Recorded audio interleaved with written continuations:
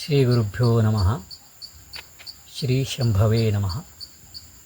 ನಾನು ವಿಶ್ವನಾಥ ಭಟ್ಟ, ಸಿದ್ದಾಪುರ ತಾಲೂಕಿನ ಗೋಳಿಕೆಯವನು. ಇಂದಿನ ಕಾಲದಲ್ಲಿ ಧರ್ಮಶಾಸ್ತ್ರ ಸಂಬಂಧಿಯಾಗಿ ಒಂದು ವಿಷಯದಲ್ಲಿ ಗೊಂದಲ ಏರ್ಪಟ್ಟಿದೆ ಎಂಬುದನ್ನು ತಿಳಿದುಕೊಂಡಿದ್ದೇನೆ. ಶಾಸ್ತ್ರದ ಹಿನ್ನೆಲೆಯಲ್ಲಿ ಆ ಗೊಂದಲವನ್ನು ನಿವಾರಿಸಲು ಪ್ರಯತ್ನ ಮಾಡ್ತಾ ಇದ್ದೇನೆ. ನೋಡಿ, ಸಮಾಜದಲ್ಲಿ ಮಿತಸಂತಾನ ಜಾರಿಯಲ್ಲಿದೆ. ಮಿತಸಂತಾನದ ಪರಿಣಾಮವಾಗಿ ಕೆಲವು ಕಡೆ ಸಂತತಿಯೇ ಇಲ್ಲ, ಇನ್ನು ಕೆಲವು ಕಡೆ ಒಬ್ಬರೋ ಇಬ್ಬರೋ ಮಕ್ಕಳಿದ್ದಾರೆ. ಇನ್ನು ಕೆಲವು ಸಮಾಜದಲ್ಲಿ ಹೆಣ್ಣು ಮಕ್ಕಳ ಕೊರತೆ ಇದೆ. ಹೆಣ್ಣು ಮಕ್ಕಳ ಕೊರತೆ ಅಂದರೆ ಪ್ರಾಪ್ತವಯಸ್ಕನು ಮದುವೆಯಾಗಬೇಕು ಹೇಳಿ ಇಚ್ಛೆ ಪಟ್ಟರೆ ಅವನಿಗೆ ವಧು ಸಿಗ್ತಾ ಇಲ್ಲ. ಅದರಲ್ಲೂ ವಿಶೇಷವಾಗಿ ಹಳ್ಳಿ ಮನೆಯಲ್ಲಿದ್ದು ಜಮೀನು ಮನೆಯನ್ನು ನೋಡಿಕೊಂಡು ದೇವಪಿತೃ ಕಾರ್ಯವನ್ನು ಮುಂದುವರಿಸಿಕೊಂಡು ಹೋಗುವಂತಹ ಯುವಕರಿಗೆ ಕನ್ಯೆ ಸಿಗ್ತಾ ಇಲ್ಲ. ಈ ಪರಿಸ್ಥಿತಿಯನ್ನು ನಿಭಾಯಿಸಬೇಕಂತಹ ದೃಷ್ಟಿಯಿಂದ ತಂದೆ ತಾಯಿಗಳು, ಸಮಾಜದ ಹಿರಿಯವರು, ಬೇರೆ ಬೇರೆ ಜನಾಂಗದವರಿಂದ ಕನ್ಯೆಯನ್ನು ತಂದು ತಮ್ಮ ಮನೆಯ ಮಗನಿಗೆ ಮದುವೆ ಮಾಡಿದ್ದಾರೆ, ಮಾಡುತ್ತಲೂ ಇದ್ದಾರೆ. ಈ ಒಂದು ಸಂಗತಿ ಆಪದ್ಧರ್ಮದಂತೆ ಸ್ವೀಕೃತವಾಗಿದೆ. ಅವರೆಲ್ಲ ಚೆನ್ನಾಗಿ ಜೀವನವನ್ನು ಮಾಡ್ತಾ ಇದ್ದಾರೆ. ಇವರಿಂದ ಪ್ರಜೋತ್ಪತ್ತಿಯಾಗಿದೆ. ಬೇರೆ ಸಮಾಜದಿಂದ ಹೆಣ್ಣನ್ನು ತಂದು ಮದುವೆಯಾದಂತಹ ದಂಪತಿಗಳೆಲ್ಲ ಗಂಡೋ ಹೆಣ್ಣೋ ಪ್ರಜೆಗಳು ಹುಟ್ಟಿದ್ದಾರೆ. ಈಗ ಅವರೆಲ್ಲ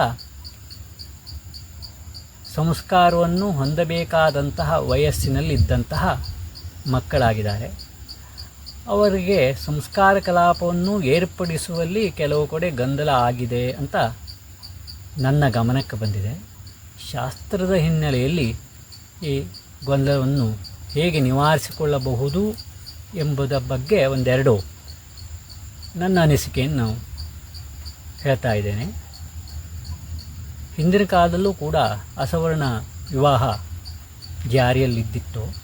ಹಾಗೆಂದ ಮಾತ್ರಕ್ಕೆ ಧರ್ಮಶಾಸ್ತ್ರ ಅಸವರ್ಣ ವಿವಾಹವನ್ನು ಪ್ರಚೋದಿಸುತ್ತದೆ ಎಂದು ಗ್ರಹಿಸಲಿಕ್ಕೆ ಅವಕಾಶ ಇಲ್ಲ. ಆದರೂ ಸಮಾಜದಲ್ಲಿ ಜಾರಿಯಲ್ಲಿದ್ದಿತ್ತು. ಅವರಿಗೆಲ್ಲ ಪ್ರಜೋತ್ಪತ್ತಿ ಆಗಿದ್ದವು. ಅಂಥ ಪ್ರಜೆಗಳಿಗೆ ಬೇರೆ ಬೇರೆ ಹೆಸರಿನಿಂದ ಅಂಥ ಪ್ರಜೆಗಳನ್ನು ಧರ್ಮಶಾಸ್ತ್ರಕಾರರು ಗುರುತಿಸಿದ್ದಾರೆ.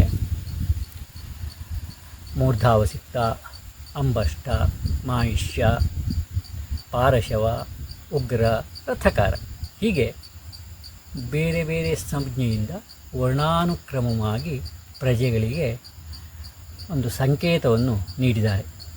ಆ ವಿವರಣೆಯನ್ನು ನಾನು ಕೊಡಲಿಕ್ಕೆ ಇಲ್ಲಿ ಇಚ್ಛೆ ಪಡುವುದಿಲ್ಲ. ಆ ಎಲ್ಲ ಪ್ರಜೆಗಳು ಅನುಲೋಮ ಪ್ರಜೆಗಳು ಅಂತ. ಶಾಸ್ತ್ರದ ಪ್ರಕಾರ ಮೇಲ್ವರ್ಗದ ಪುರುಷ, ಕೆಳವರ್ಗದ ಸ್ತ್ರೀ, ನಿಮ್ನ ವರ್ಗದ ಸ್ತ್ರೀ, ಅವರ ವಿವಾಹದಿಂದ ಉತ್ಪತ್ತಿಯಾದಂಥ ಪ್ರಜೆಗಳಿಗೆ ಅನುಲೋಮ ಪ್ರಜೆಗಳು ಅಂತ ಶಾಸ್ತ್ರ ಗುರುತಿಸಿದೆ, ಕರೆದಿದೆ. ಮೇಲ್ವರ್ಗ ನಿಮ್ನ ವರ್ಗ ಅಂತ ನಾನು ಹೇಳಲಿಕ್ಕೆ ಇಚ್ಛೆ ಪಡೋದಿಲ್ಲ. ನಾನು ಅರ್ಹನೂ ಅಲ್ಲ. ಧರ್ಮಶಾಸ್ತ್ರದಲ್ಲಿ ಹೀಗೆ ಹೇಳಿದೆ ಅಂತ ನಾನು ತಿಳಿಸ್ತಾ ಇದ್ದೇನೆ. ಅಂತಹ ಅನುಲೋಮ ಪ್ರಜೆಗಳೆಲ್ಲರೂ ಸಂಸ್ಕಾರಕ್ಕೆ ಅರ್ಹರು ಅಂತ ನಮಗೆ ಸ್ಮೃತಿಗ್ರಂಥಗಳು, ಧರ್ಮಸೂತ್ರಗಳು ವಿವರಣೆ ಕೊಡ್ತಾ ಇದ್ದಾವೆ.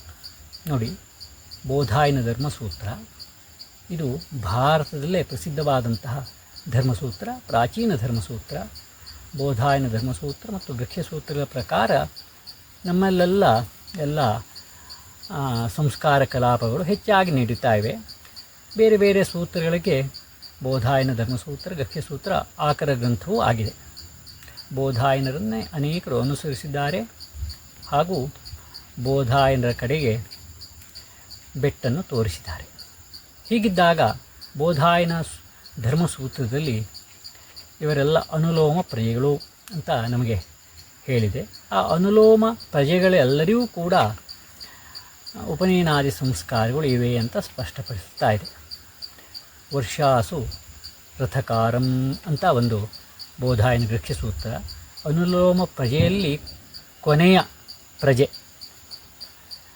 ಅವನು ರಥಕಾರ ಅಂತ. ಆ ರಥಕಾರನಿಯೂ ಕೂಡ ರಥಕಾರನ ಪರ್ಯಂತ ಉಪನಯನಾದಿ ಸಂಸ್ಕಾರ ಇದೆ ಅಂತ ಬೋಧಾಯನ ಧರ್ಮಸೂತ್ರ ಹಾಗೂ ಗೃಹ್ಯಸೂತ್ರಗಳು ಸ್ಪಷ್ಟಪಡಿಸ್ತಾ ಇದೆ.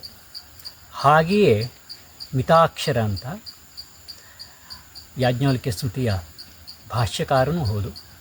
ಇಂದಿನ ಎಲ್ಲ ಹಿಂದೂ ಕಾನೂನುಗಳಿಗೆ ಆಧಾರ ಗ್ರಂಥ ಅಂತ ಮಿತಾಕ್ಷರದಲ್ಲೂ ಕೂಡ ಉಪನಯನಾದಿ ಪ್ರಾಪ್ತಿಶ್ಚ ವೇದಿತವ್ಯ ಅಂತ.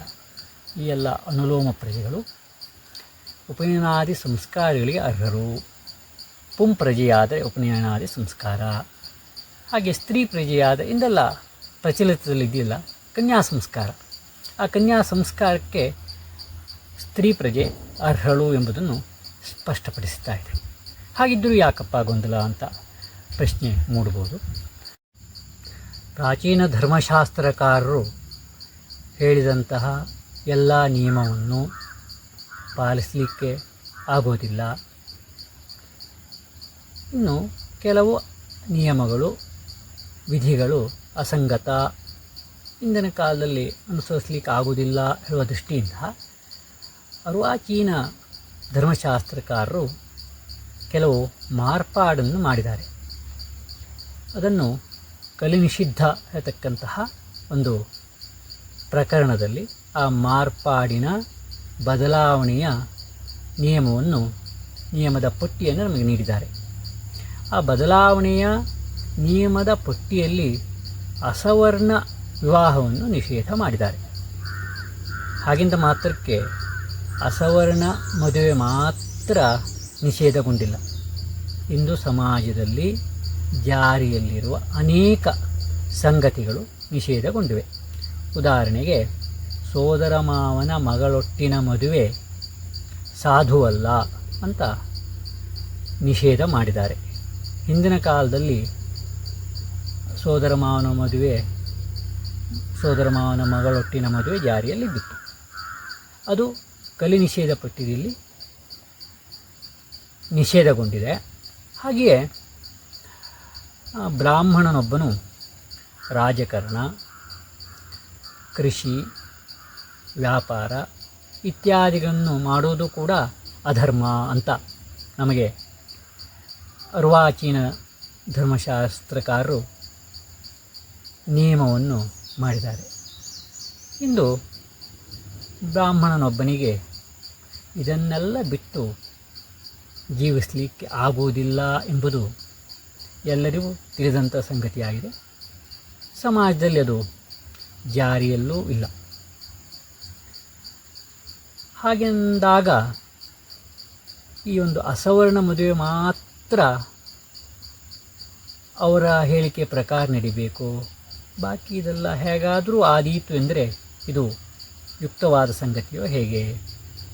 ಅಷ್ಟಲ್ಲದೆ ಈ ಯುಗದಲ್ಲಿ ಅರ್ವಾಚೀನ ಧರ್ಮಶಾಸ್ತ್ರ ಪ್ರಕಾರ ಪ್ರಾಪ್ತ ವಯಸ್ಕನು ವಿವಾಹ ಇಲ್ಲದೆ ಬ್ರಹ್ಮಚಾರಿಯಾಗಿ ದೀರ್ಘಕಾಲ ಬ್ರಹ್ಮಚರ್ಯವನ್ನು ಪಾಲನೆ ಮಾಡಿಕೊಂಡು ಇರಲಿಕ್ಕೆ ಅವಕಾಶ ಇಲ್ಲ. ಅದು ಅಧರ್ಮ ಆಗ್ತದೆ. ವಿವಾಹ ಆಗಲಿಕ್ಕೆ ಸವರ್ಣ ಸ್ತ್ರೀ ಸಿಗ್ತಾ ಇಲ್ಲ, ಬ್ರಹ್ಮಚಾರಿಯಾಗೇ ಇದ್ದು ಬಿಡೋಣ ಅಂದರೂ ಕೂಡ ಅದು ಕೂಡ ಧರ್ಮ ಬಾಹಿರ. ಆದ್ದರಿಂದ ಇಂತಹ ಒಂದು ಸನ್ನಿವೇಶವನ್ನು ಸರಿದೂಗಿಸಲಿಕ್ಕಾಗಿ ಆಪದ್ಧರ್ಮದಂತೆ ಅಸವರ್ಣ ವಿವಾಹ ಅನೇಕ ಕಡೆ ನಡೆದಿದೆ, ಪ್ರಜೋತ್ಪತ್ತಿಯಾಗಿದೆ. ಪ್ರಾಚೀನ ಧರ್ಮಶಾಸ್ತ್ರಕಾರರ ಪ್ರಕಾರ ಈ ಪ್ರಜೆಗಳಿಗೆಲ್ಲ, ಅನುಲೋಮ ಪ್ರಜೆಗಳಿಗೆಲ್ಲ ಉಪನಯನಾದಿ ಸಂಸ್ಕಾರ ಇದೆ. ಅವರೆಲ್ಲರೂ ಉಪನಯನಾದಿ ಸಂಸ್ಕಾರಕ್ಕೆ ಅರ್ಹರು ಎಂಬುದು ಧರ್ಮಶಾಸ್ತ್ರದ ಒಂದು ಅಧ್ಯಯನದ ಹಿನ್ನೆಲೆಯಲ್ಲಿ ನಾನು ಸ್ಪಷ್ಟಪಡಿಸ್ತಾ ಇದ್ದೀನಿ. ಯಾಕೆಂದರೆ ಯಾರೆಲ್ಲ ಉಪನಯನಕಾರರು ಅಂತ ನಾವು ಉಪನಯನ ಮಾಡಿದೇವೋ ಅವರೆಲ್ಲ ಅನೇಕರು ನಿಯತವಾಗಿ ಸಂಧ್ಯಾ ವಂದನೆಯನ್ನು ಮಾಡ್ತಾ ಇಲ್ಲ. ಅಷ್ಟಲ್ಲದೆ ನಿತ್ಯಕರ್ಮವಾದಂತಹ ವೈಶ್ವದೇವ ಉಪಾಸನ ಹೋಮಾದಿಗಳು ಸಮಾಜದಲ್ಲಿ ಕಣ್ಮರೆಯಾಗಿದೆ. ಆಕಳ ರಕ್ಷಣೆ ಆಗಬೇಕಿತ್ತು. ದೇಶೀಯ ಆಕಳ ರಕ್ಷಣೆಯಿಂದ ಸಂತತಿ ವೃದ್ಧಿಯಾಗುತ್ತಿತ್ತು. ಆದರೆ ಸಂತಾನಕಾರಕವಾದಂತಹ ದೇಶೀಯ ಆಕಳ ರಕ್ಷಣೆ ಆಗ್ತಾ ಇಲ್ಲ. ಇಂಥ ವೇಳೆಯಲ್ಲಿ ಪ್ರಾಚೀನ ಧರ್ಮಶಾಸ್ತ್ರಕಾರರಿಂದ ಈತ ಅರ್ಹ ಉಪನಯನಾದಿ ಸಂಸ್ಕಾರವನ್ನು ಮಾಡಲಿಕ್ಕೆ ಯೋಗ್ಯವಾದಂತಹ ಪ್ರಜೆ ಎಂದು ಗುರುತಿಸಲ್ಪಟ್ಟವರೆಲ್ಲರಿಗೂ ಸಂಸ್ಕಾರವನ್ನು ಕೊಡಲಿಕ್ಕೆ ಸಮಾಜದವರು ಸಿದ್ಧರಾಗಬೇಕು. ಧಾರ್ಮಿಕ ನೇತಾರರು ಈ ಬಗ್ಗೆ ಆಲೋಚಿಸಬೇಕೆಂದು ಕಳಕಳಿಯಿಂದ ವಿನಂತಿಸುತ್ತಾ ಇದ್ದೇನೆ. ಇತಿ ಶಂ.